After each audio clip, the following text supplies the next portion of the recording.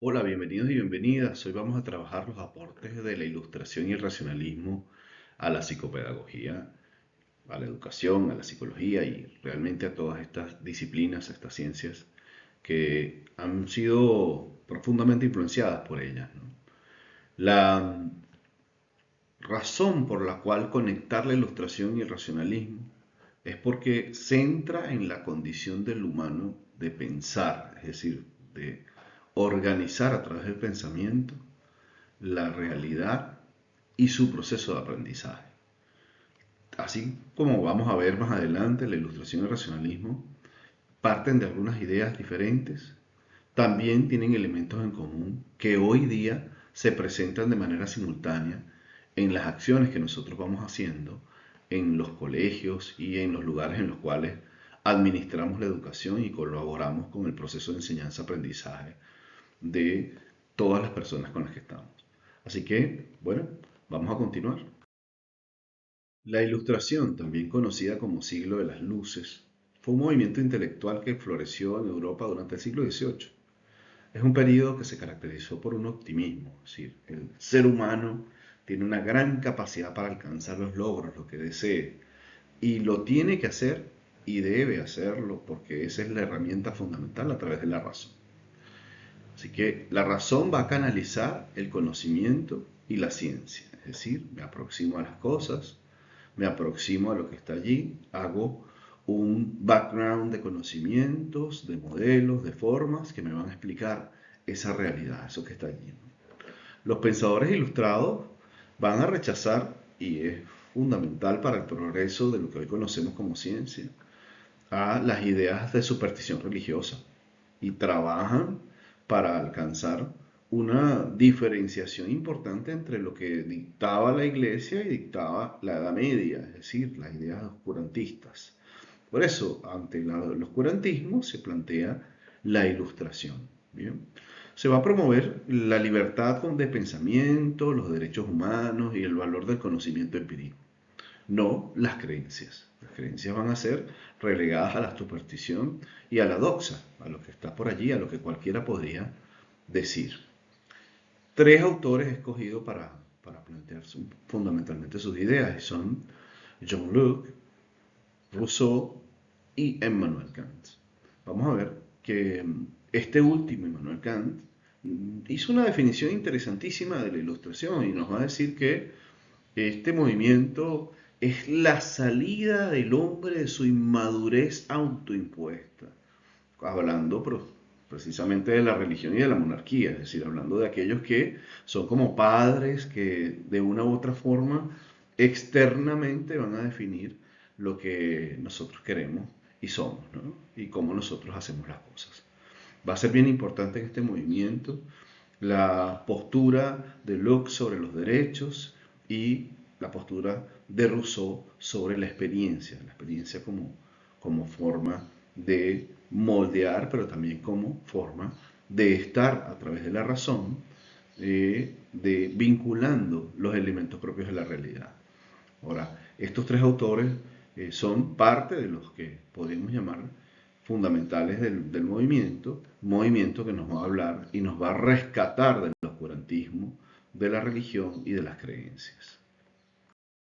El racionalismo también va a colocar la experiencia de abordar y de avanzar sobre la realidad y sobre la construcción del conocimiento, pero lo va a hacer planteando que esto se puede desarrollar a través de la razón. ¿Okay? Aquí vamos a ver cómo en este movimiento se independiza la razón de la experiencia sensorial, no como en la ilustración que estaba íntimamente vinculada.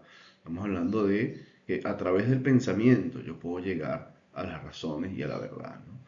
Spinoza va a proponer que esto puede ser así en tanto que existen leyes universales. ¿Okay? La naturaleza y la expresión de la naturaleza son elementos fundamentales porque en lo natural se encuentran las leyes universales. Ahora, va a ser interesante porque estas leyes universales como patrones recurrentes que están dentro de nosotros, lo que tenemos nosotros es que irlos identificando de una u otra forma, ¿no? Entonces, este proceso de las leyes como tal y los procesos de racionales, donde nosotros vamos a hacer que la mente pueda ir como de redescubriendo los procesos que están dentro de sí porque es parte de la naturaleza, tiene que ver con esto de que la mente posee ideas innatas y el conocimiento se deriva del uso de la lógica, el uso adecuado de la lógica y del razonamiento deductivo. Descartes, en su discurso de 1637, por allá, sobre el método, nos va a decir algo interesante. Nos va a decir, bueno, que el pensamiento racional es la fuente primaria del conocimiento, ¿no? Y por eso es que él plantea esto de que cogito ergo sum, ¿no? Plantea esto de, bueno, yo primero voy a pensar y luego voy a existir.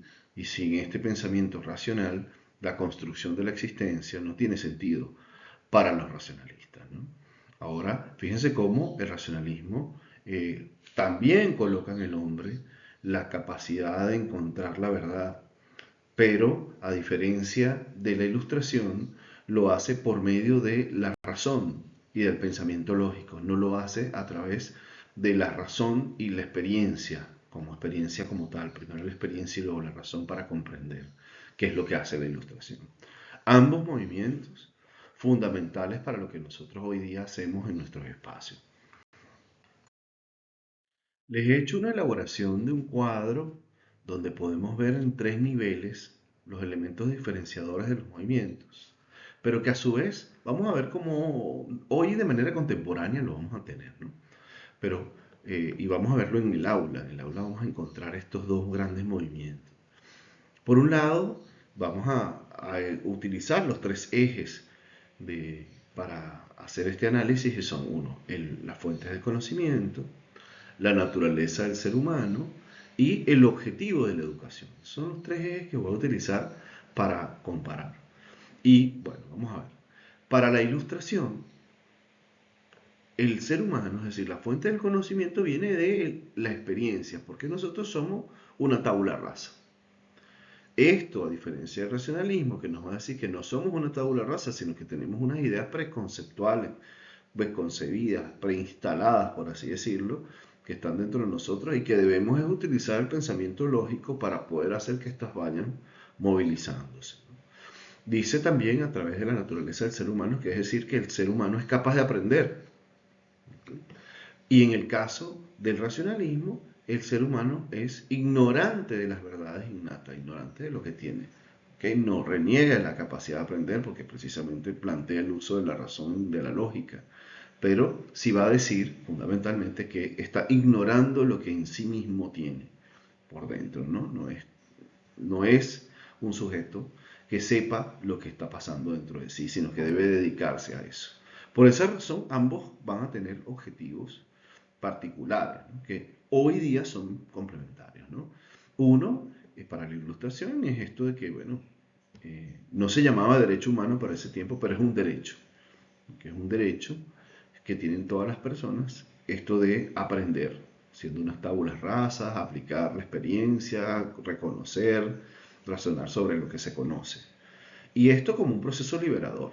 No olvidemos que estamos hablando de un movimiento que responde al oscurantismo, que responde a la época donde la iglesia y la monarquía dictaban las normas.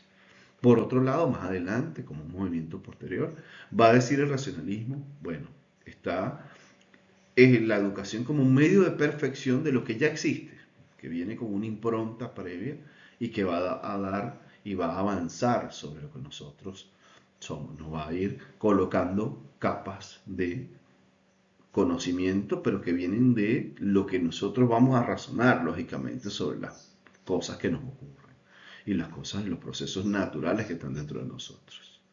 He aquí pues las tres ejes de relación donde podemos ver diferencias. Pero ahora veamos qué pasa en lo contemporáneo, qué ha ocurrido con esto en estos días.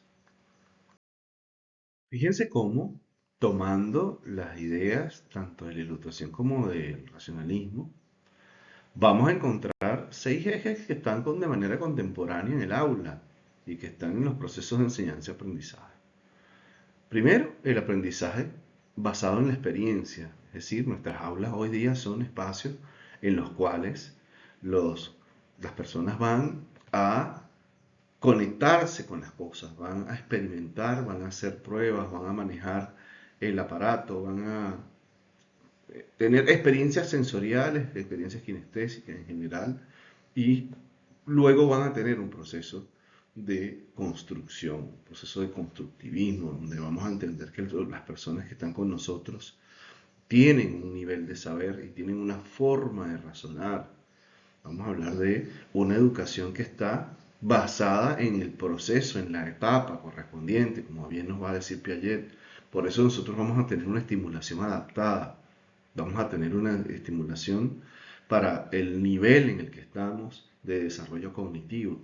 Pero además vamos a hablar de una educación que está centrada en el estudiante, es decir, en la necesidad de que aprenda, no solamente institucionalmente, o sea, que egrese con un conocimiento, sino que además esté basado en las necesidades y las formas en las cuales la persona hace las cosas, construye las cosas, ¿no? Y una educación que tiene que ver con los elementos propios de la estimulación directa. Además de, por supuesto, el respeto por el derecho que tienen las personas, no solo de aprender, sino de ser bien tratadas en el aula y las formas en las cuales esto debe evidenciarse en la calidad y en la eficiencia de los materiales y lo que estamos haciendo con los estudiantes.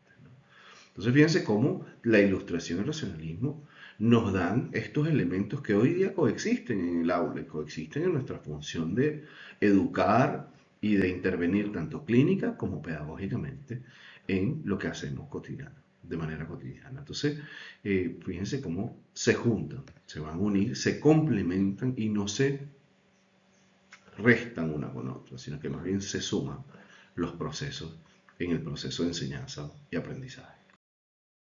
A modo de reflexión final, veamos cómo tanto Kant como Descartes viven actualmente en las formas en las que nosotros de manera constructivista y de manera interaccional vamos a dar sentido, vamos a dar forma y vamos a procurar que el estudiante incorpore determinados conocimientos y además se relacione con la información. Hoy en la era de la información, en la era de la hiperconectividad y de la información corta pero profunda, es importante que nosotros entendamos cómo estas ideas pudieron influenciar y nos permiten hoy día ser lo que somos y actuar como actuamos.